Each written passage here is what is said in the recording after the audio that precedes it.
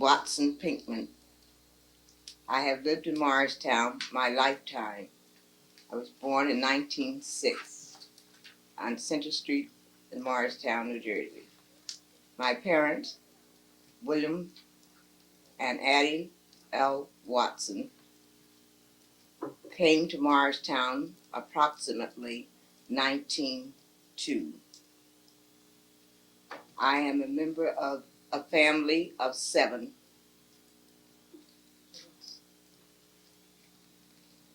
I graduated from the Morristown. I went to elementary school in Morristown and graduated from Morristown High School in 1925. I later went to Montclair and worked in the real estate office, commuting each day from Montclair to Morristown for many years. I later went in for sort of social work and worked in that until I went to Piccadilly to work in the arsenal. I took a leave of absence from there and went in training in 1942 for a nurse. I graduated in 1945, came back and worked in various hospitals here in Morristown. And Clara, you've recently retired. Yes, I recently retired, and I have recently had a very nice party given to me by a club called the Collinsville Civic and Improvement League for some of my services given in Morristown, and I was very well honored. That's nice. Do I have to look? She's got it. Ready?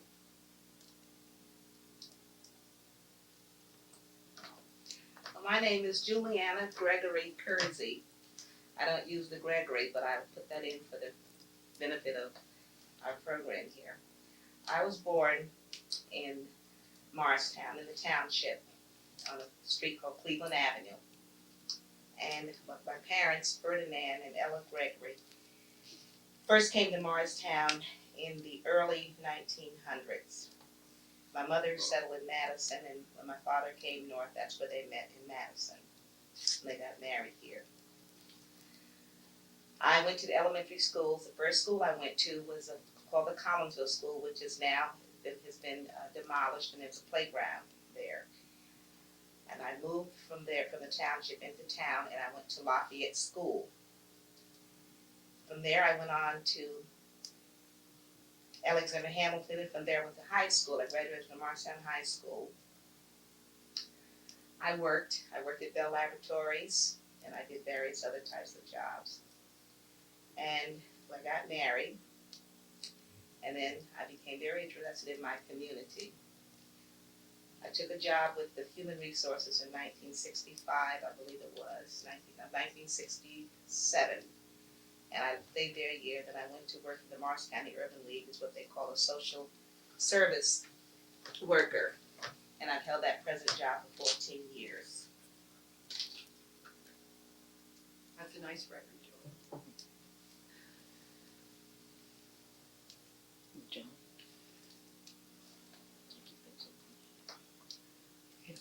Take your pencil. Thank you. I'm John Pinkman, and I was born in Newark, New Jersey. My family came to Jersey from Virginia in 1889 and settled in Newark. And my father's business was in Newark. He was in warehousing and piano business. And we moved to Morristown in 1917, I believe. And we had been coming to Morristown in the summer always to stay with our relatives. We'd stay for the summer vacation. And finally my mother bought a house in Morristown, and we moved to that. And we're living on that same place now. Although it's not the same house. We lived in the first house for 5 years, and then we've been in this house for about 60, almost 60 years. And I went to school here. When we came to Morristown, I was in the 3rd grade. And I went to Liberty Street School and to Speedwell Avenue School, and to Maple Avenue School, where the parking lot is now, and then to our local high school. And I finished school in 1930 here. I belong to several organizations in Morristown. I'm on the board of directors of Mount Kimball Home, the Salvation Army. I'm an Episcopalian. I've been a member of St. Peter's for about 60 years. I've been a vestryman several times there, and on various committees in the parish. And I think that's about it. It's about myself here in town.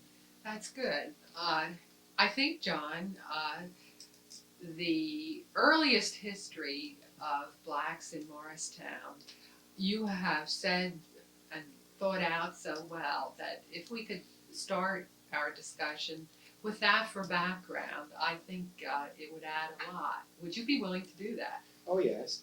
Our going way back to the beginning, as far as we can think, the beginning of the first Negroes here in Morristown were Northerners, and they were natives of the area, and were descended from. They were slaves, in fact, and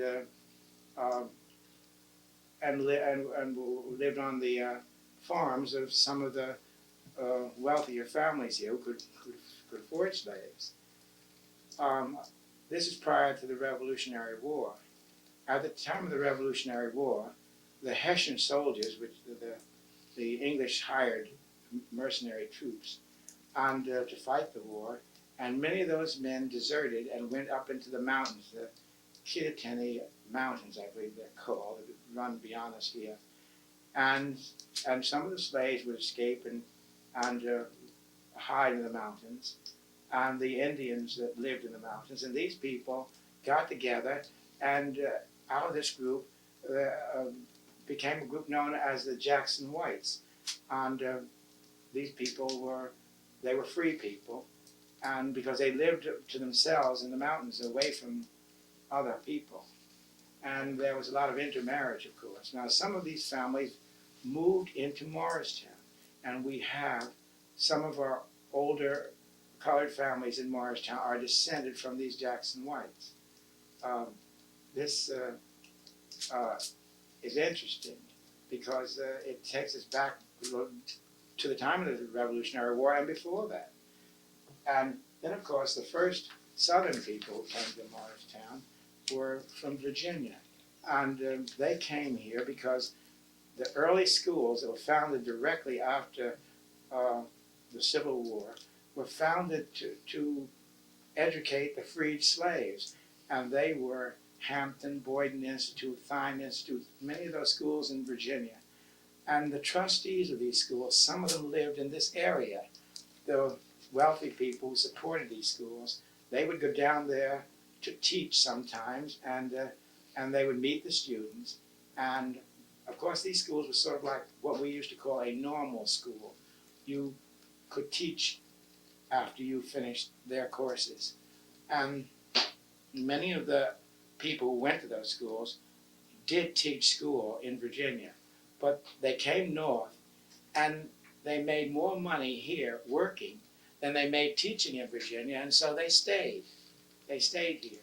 That's how many of our early families came here to this area, especially those who went into businesses. Wouldn't you say that, Clara? Yes, that's true. Yes, and here, and they were the early property owners here, and so you had those early families who settled here, and they started the beginning of the Negro community here, as we remembered, who've been here 60 years or more, and the businesses that they had. Those were the people who started it.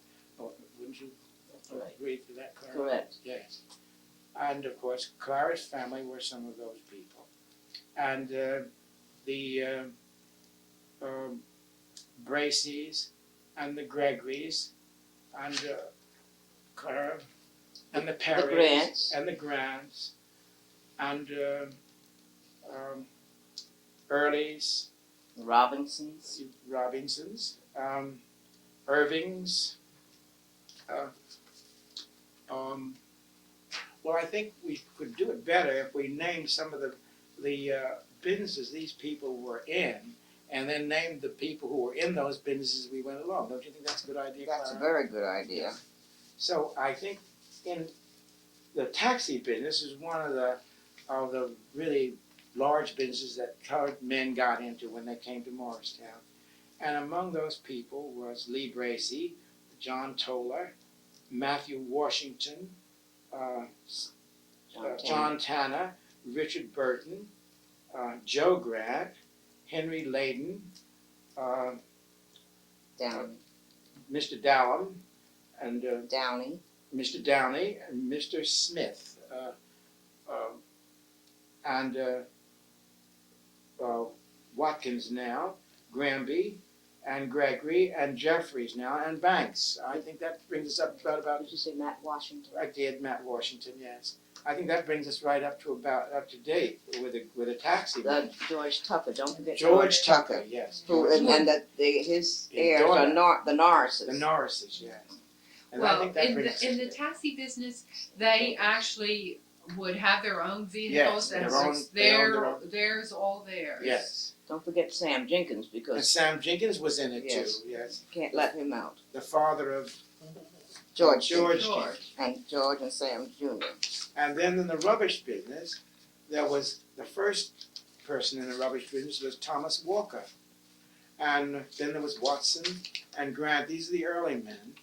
Grant and Gregory and Lyle and William Perry and Taylor and Drew, Mr. Dallum, Peter Essex, Mr. Irving, and Rowe. Those were, they had the early businesses. And I think the largest business among these people, the larger business, was Walker and Watson and Grant and Rowe and Taylor. I think they had the larger businesses, right? Dallum too, Yes. yes. And the ones that are carrying it now is George Johnson. That's the only He's one. the only one left, yes. And then there we had some expressmen here in town. And Mr. Downey, James Downey, I believe, old Mr. Downey. And William Jones was an expressman here in town. And the Rays. Don't forget the Rays Rays, on Ridgedale Avenue. Yes, They the had Rays, quite an extensive yes. business. And Sam Jenkins was Swift and Shore. We called him Swift and Shore. He called himself Swift and Shore. His shop. And my family, when piano and warehousing, they did some work in Morristown, but their business was in Newark. And it was started in 1890. And then the farmers here was George Patrick Moore, who had a large farm on Lake Road, very large farm. And then there was a Mr. Brown who had a farm near Dover. You remember Lena Banks inherited his house. Oh, Mr. Brown, what was his first name? Can't think of his first name. And then we had a man who owned a sand pit here, and his name was Morgan. We called him Sandpit Morgan. And his sand pit was on the corner of Ridgedale Avenue and Hanover Avenue, where the shopping mall is now. Clara, that was before the First World War. Yes, Yes. definitely. And then we had a hand laundry, a very large hand laundry, which was run by William Jones. And he had his own little building in back of his house that he did the laundry, and that building is now a two-family house. And that's on Rose Street, Roe and On- George. Roe and George, yes. And my mother used to do laundry in that. He hired about 10 or 12 women who Yeah. worked there, yes. And it was a large hand laundry, really. And another one who had was Mr. Joseph and Emma Bird. Bird over on Phoenix Phoenix Avenue, Avenue, They yes. also ran a hand laundry. But it And- wasn't as big as No, Jones's. they had about 4 employees. Yes. And then there were the Masons here in town, and men who were in the Mason work, involved in that sort of thing. And when we say here, one of the first ones was Mrs. Kersey's My Kersey's, father, Miss Kersey's father, who was Mr. Ferdinand Gregory. Gregory. And he did all the foundations for most of these homes that were built around. He did, really. He also was one of the early politicians, Democratic politicians here, because in those days, colored people were generally Republicans. They were always Republicans for the most part. But Ferdinand Gregory was one of the first colored Democrats. And he ran for the Senate, the New Jersey State Senate. He didn't win, but he ran. You hear us saying colored. The reason of that is, in those days, we were designated as colored and not black. In the later days, black has been. Well, it's only been 15 years. Yes, but we 15 must say years. why we're Yes. saying, because people won't know why you're saying colored and why you're saying black. Yes. So we must designate why we are saying that. Well, you see, I have been colored all my life. I still am. Do you ever call yourself Negro? Yes. You Yeah. do. Yes, Yes. definitely. And even now that's an acceptable. Yes, That's an Yeah. acceptable. Yeah. Yes, Yeah. that is.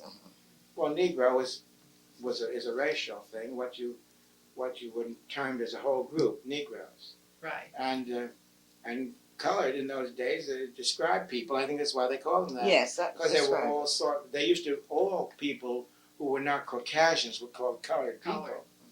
In India now, the colored, Yeah. and in Africa, even South Africa, Yeah. they call them coloreds. They put the ed on the end of it. But anyway, then of course we come to the shoemaker. We had a shoemaker here in town, Henry Booker. Now, Henry Booker was a graduate of one of those schools that was set up directly after the Civil War to train colored people how to be self-sufficient Vocation. and a vocation, a trade. And he was one of the early shoemakers, and he came to Morristown before the turn of the century. And he had his own shoemaking shop and worked at it until he was 85, I dare say. And that was located right on what is now Martin Luther King Avenue, Yes. right near that brook that you see down there on Luther King Avenue. And it's set right almost in the brook. Sat on the edge of it. That's right. And whenever we had a flood, it would float down the stream a bit. And they'd have to capture it and bring it back and put it back there again. Because it's only a little house. It was a little house. It would float right on down the stream. But he was a very efficient shoemaker. People came from everywhere to have their shoes repaired because he did it by hand. You know, Clara, he did it all by hand. Does anybody remember how much it cost to have a pair of shoes sold and healed? Yes. Do you remember? Sure. If to have heels was 35 cents, and to have soles was 90 cents to $1. And of course, if there were half soles, now it was a whole sole, it was $1.25. You remember, Clara? It was $1.25 for a whole sole. And he did everything. He would sew up a shoe. He put a patch on the shoe. The guy put a whole patch on. And he did it all by hand with a treadle machine, no electric. A treadle machine he pumped. And it was beautiful work, wasn't it? Yes, It was the best work. Then, of course, we had carpenters here, several early carpenters. We had a family named Harris, father and son. And then we had Robert Tucker, and he has, now the Harrises are no more. There are no more of those people in Morristown. But the Tuckers, their descendants are still here. We had, it was the father, and the son Who was still he's a cabinet maker, the son at present. What's his name? Eddie. Eddie Tucker, Eddie Tucker. yeah. and his other son is Bobby Tucker, who was the pianist for Yes, for Billy Billy Eckstein. Eckstein. Eckstein, yes, he's pianist for him. And then there were the Meltons, two brothers, George. Daniel and George. George being the younger. And they And built don't forget the several houses. Martins. And the Martin family, yes.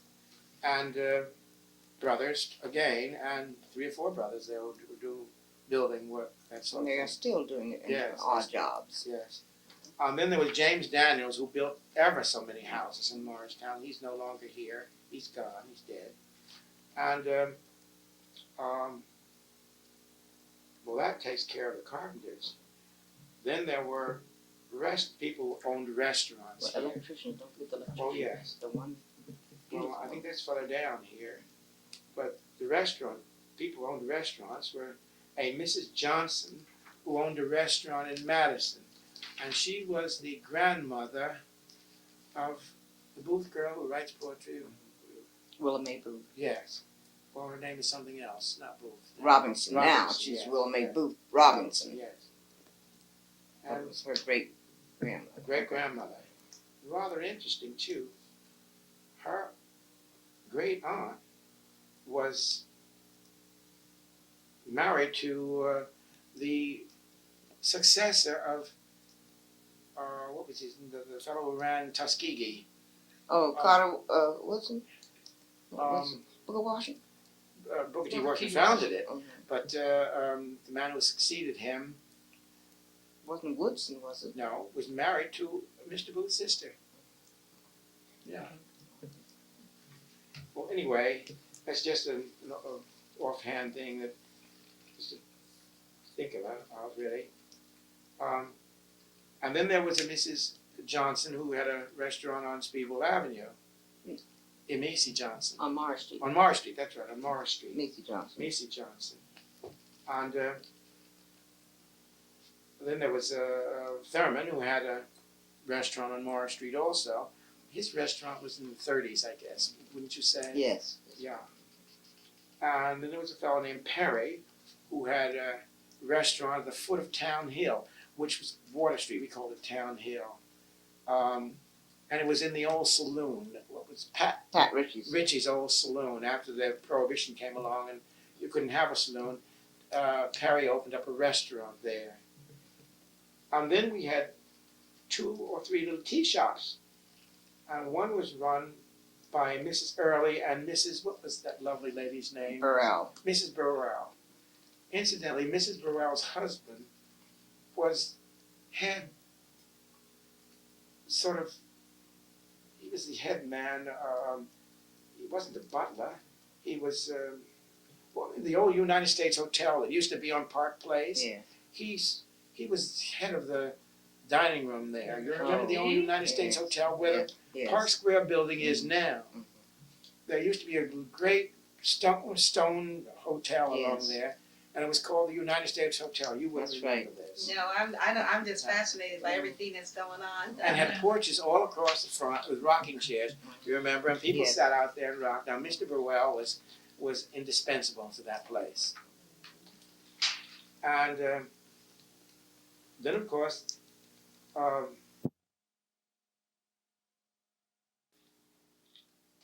don't think we fit in. Well, you know it, so go on. I mean, after all, if you don't know it, no one ever know it. Tell us about it, John. Well, I was just saying that the early families that came to Morristown from Virginia, very often they would land in Newark first and then come on to Morristown. And because my parents were established in Newark and had a house, everybody nearly stayed with us. All the Dailies, you know, they stayed with us. Henrietta Daly and all those people. In fact, she was a cousin of ours. Yes. And the Bracys stayed with us. The Gregory stayed with us. And then they'd come on to Morristown because we had a house, you see, in Newark. And so in those days, you helped Each one other. another. Yes. Because there was no place for you to stay. Because you see, being colored, you couldn't stay in a hotel. You weren't allowed to stay in a hotel. Very often you weren't allowed to eat in some places in those days. So anybody who was established, you had to Take care. They took care of Until it. they could find a place. Yes, until they could find a And after they would migrate from Newark up this way, they either stayed at the Gregorys, the Bracys, or the Watsons. That's right. That's true. And Yes. we were nearer to the Lackawanna station Yeah. than the other families, and our house seemed to have been the headquarters. We would call it Dewdrop Inn. Well, you know, much of what you're saying, a lot of that is still happening today, although it isn't the same way. Yeah. But we find in our work that when people come into Morristown, and they come into the office for, assistance, the conversation will come out, well, I was in Newark for so many years. So there's still a lot of migration. It might be a little different, but Morristown is, Like the Really? dumping ground. where it ends. But the point of this, what we were explaining, in those days you couldn't stay anywhere else. You had to, and there were very few colored people. Let's face it. And you had to stay with somebody who was already established. Because you couldn't just go and stay in a motel or a hotel. They wouldn't take you in at that time. And two, another thing, most of those families coming up, the head of the family didn't even have a job. That's right. And they'd have to have a headquarters and some security until they could Find a job. find a job. Yes. And usually the head of that family would help the other one to find the job until they got themselves established. And you kept them for nothing until they got Yes. established. And Yes, fed yes, them. Yes. this was a Clothed part of them. them. It was a brotherly love affair. Yes. Yeah. And of course, this went on. In those Yes. days, it had to be. That was the only way you could manage, really.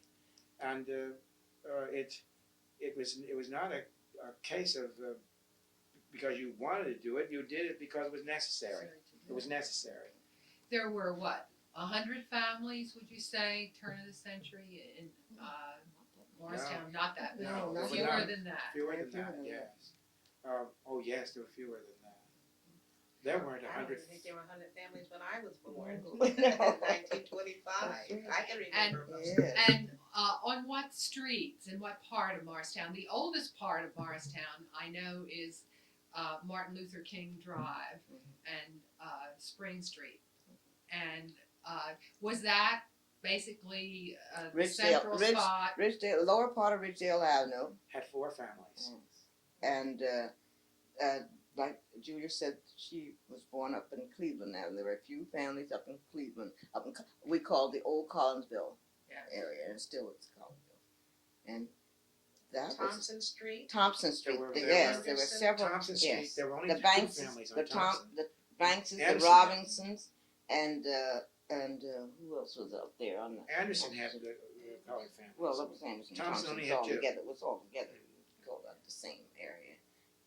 We didn't But- designate that too much. 60 years ago, the colored population was centered mostly in. It really wasn't, Clara. No, because Water Street, Flagler Street and Water Street, 60 Well, years were yes. all Italian still. And coming down Town Hill was Irish still. It was only at the bottom of Town Hill where the Shaws and the Skinners and those people lived, you know, at the bottom of Town Hill. This is 50, 60 years ago. And on Spring Street, you only had there were you Arnolds. and the Arnolds, and The Davises, yes, and on Cole Avenue, Center Street. Center Street, there were the Bakers and the Tillmans and Oh, well, we lived at the Essexes, the Essex. Essex, and then going up Spring Street, Yes, what we called Sanders Hill, there was the Spears and the Satchel and the house, which is now at Spiegel Village. The Spears, the Lomido house was the Spears and Satchel house. I remember when that. They lived there still stood in 50 that years, spot. more than 50 years, and I cannot understand why that isn't called Lomido Satchel Spears house, because they lived there longer than the Lomidos. Yes, Do you realize what I'm talking Mm. about? This colored family lived there really longer than the family that built it, the colonial family that was in it. And I think some recognition should be given to them, For keeping it the alive. time that they lived there. Right. They owned it for that period of time, in fact.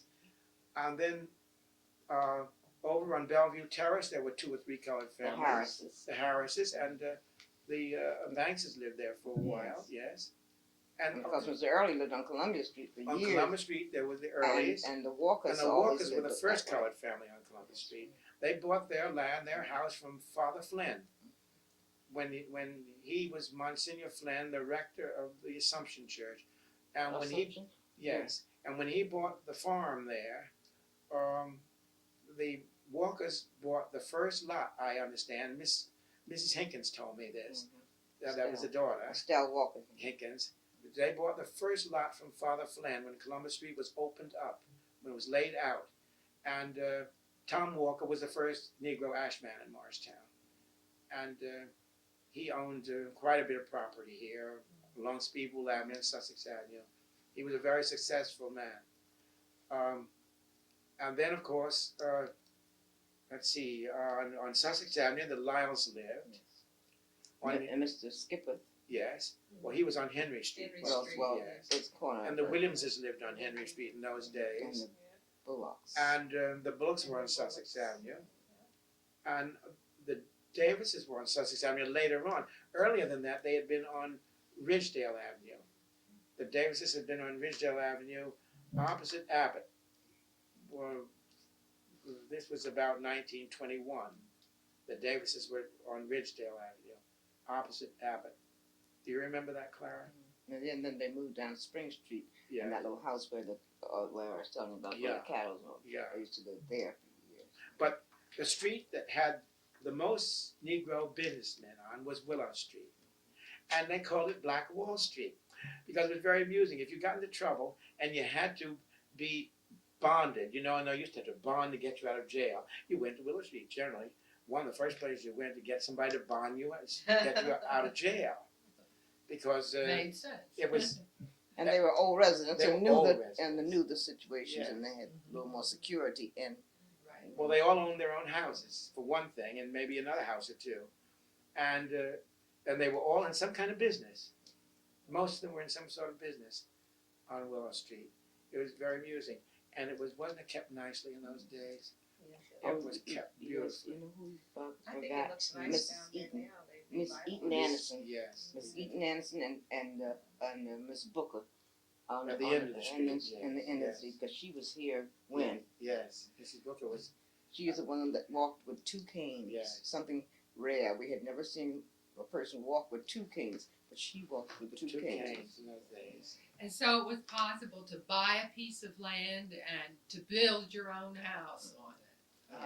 Well, you Well, bought most a of house them, generally. most of Or them, you the bought a homes house. are already established, and Yeah, you you bought bought a them house. And, but they owned their own houses. And it was something that they brought with them from Virginia. to have you had something to of own your some own. property. It gave you prestige and something in the community and respect. And they brought that with them. And the first thing they did was try to buy a house. Now, would you buy a car Oh, first or no, a house? A first? house. And there were no cars then No, anyway. it wasn't no cars. A horse and buggy, Buggies. a horse and wagon, and Yeah. and they'd buy like Mr. Grant and Mr. Well, my father, Mr. Perry, and them. They bought a horse and wagon, Yeah. so they just have a Business. business, Yes. and that's where they established their business. Business, yes. With the horse and wagon, and they picked up rubbish. They had individual customers, Yes. and they would pick up the rubbish from them. Same with my father. They first bought horses because he had to have horses to pull the furniture and the pianos. In fact, it took 6 horses to pull the piano trucks. I think you have a picture of them. We do, right here. That was 1904, that picture was taken. And we once had 40 horses to do the business with in Newark. But you did that first. You thought first of how you were going to make your bread and butter. And then the pleasure things added after that. But first you made your bread and butter. And you had a family to raise, too.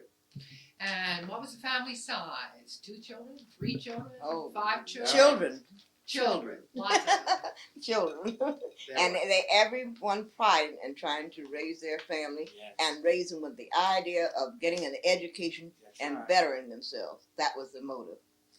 And you know, they were culturally raised better than they are today. Oh, definitely. Everybody played something, generally in most houses. If you took music, some sort of music, piano or violin or saxophone or clarinet. You know, Clara? Why, you could go to someone's house and didn't have radios then, but the family entertained you. You went there and the children played for you. I remember everybody in our house played something. And Mrs. Bell Pope was our Yes. first piano teacher for almost all the children in the Yes. community. And they'd always look forward to their annual concert. Yes, I know. Yes. Miss Pope was a graduate of one of the earliest conservatories in New York City. Juilliard. No, she went to the Gilmont. And she went to Juilliard too. Gilmont preceded the Juilliard. She went to the Gilmont School. My sister went there too after Miss Pope. Cecilia went there for 2 years. Gilmont. That's interesting. And she was one of the earlier organists over at Calvary Baptist Church. She was organist there A for very talented 60 years. Imagine holding a job for Job 60 for years. 60 years. And she was a grand lady, wasn't she? Yes, and she lived over across town on Ann Street and would walk all the way from Ann Street all the way to Calvary Church, which is on Willow Street, every Sunday, and in between for the choir practice. Not only that, she had students in Madison, and she would walk to Madison and walk back. Because you had no conveyances. You see, you had to make your own way in those days. She would walk to Madison and walk back. Remarkable lady. Later on, she lived opposite the courthouse. She bought a house on Court Street. and lived opposite the courthouse. And Dr. You know, the old doctor was his house. One of the earliest doctors in Morristown. Dr. Not Johnson. Oh no, he lived on High Street. Yeah, Can't think of his name, Clara, you know him. Well, you think of it. Yes, you think of it. Well, let's finish off the other occupations that we thought of. Well, now, we were down To the car, the Barbers and Okay. and the billiard room. And the first barber in Morristown was a man named Davis, you said, Clara. James Davis.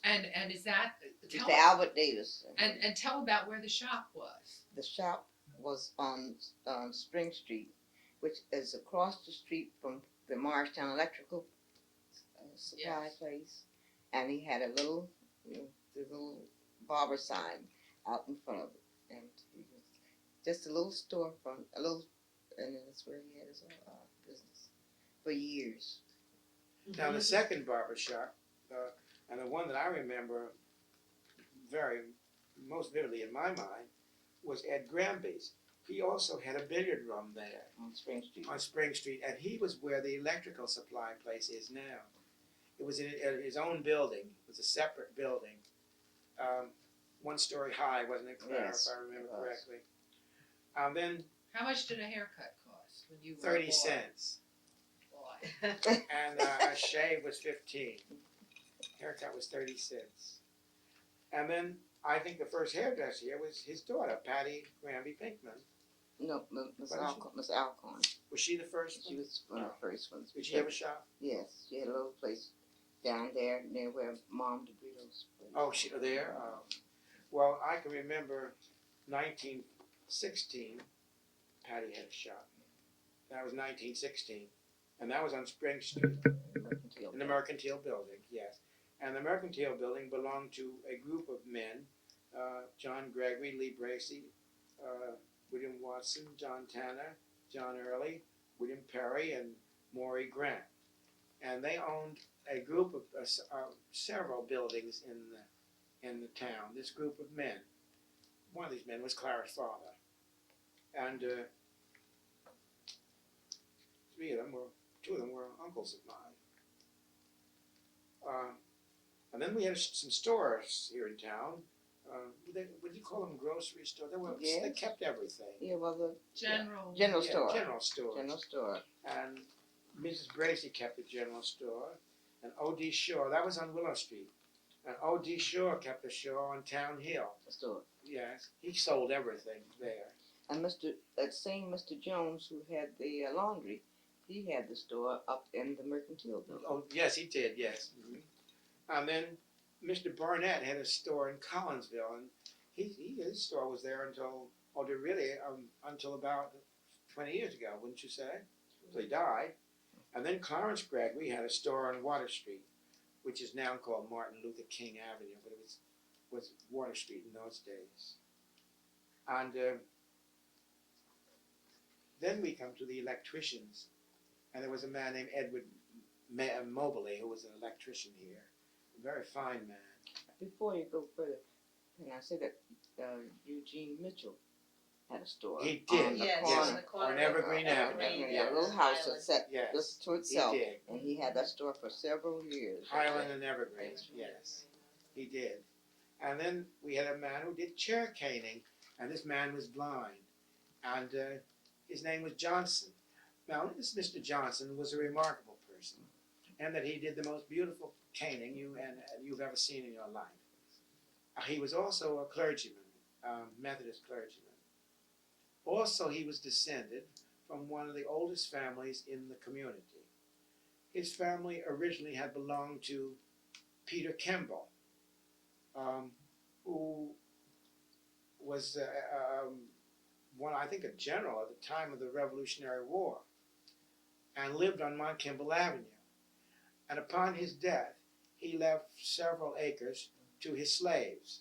And Mr. Johnson was descended from these slaves and lived in the same house for 140 years on Mount Kimball Avenue. I think the Tigers live in that house now. Yes.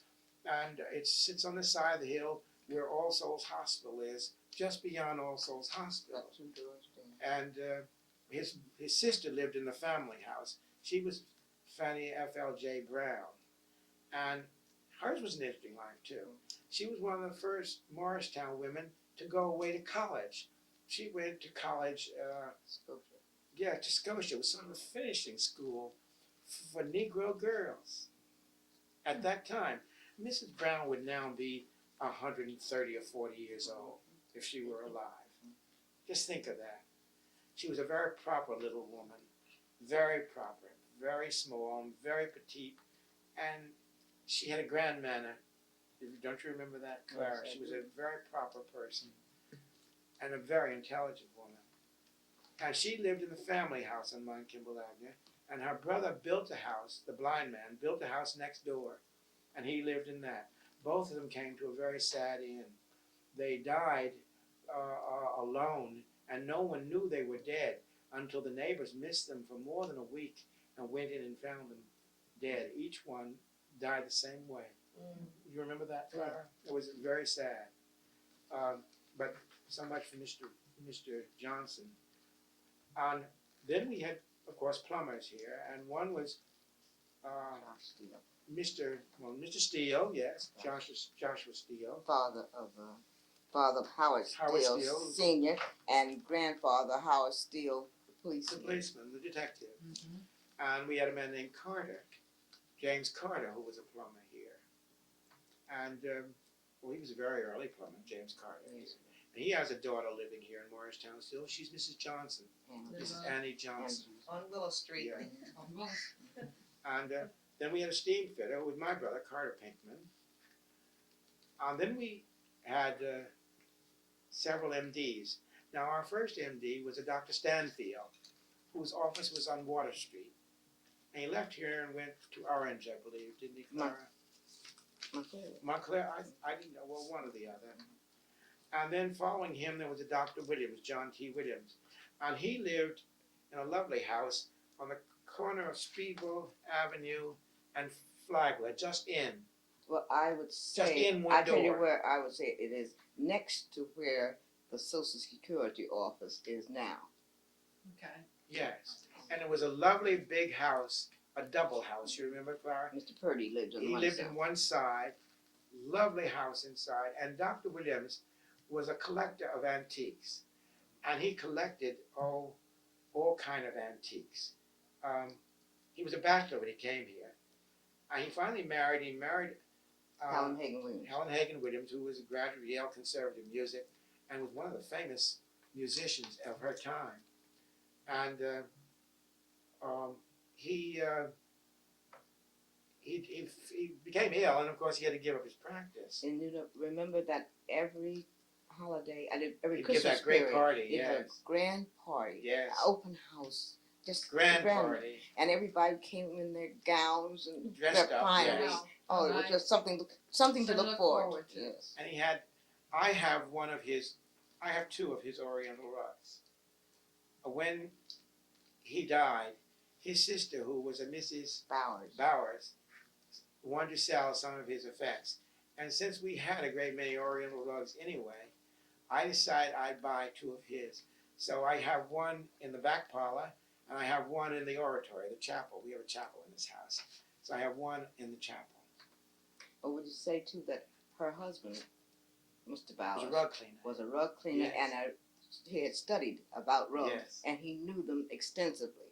And he had a theory of how to clean He rugs traveled all and over. care for rugs.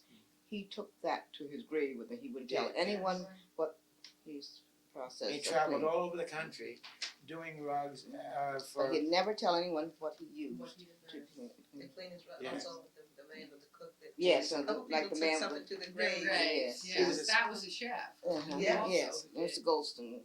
He was especially wonderful in Oriental rugs, Yes. cleaning Oriental Yes, rugs. he had an art Yes. that was beyond. And then there was Graddock, Dr. Graddock, Lester Graddock, who came at the time when Williams was here, just before Williams became ill. And Graddock was here, I'd say 35 years or 30 years, wouldn't you? 35 Yes, years. definitely. Yes. And he died here. And his wife was wonderful. She started many things here. Many, many things. She was a very active person in the community. In fact, she was first on the Board of Education,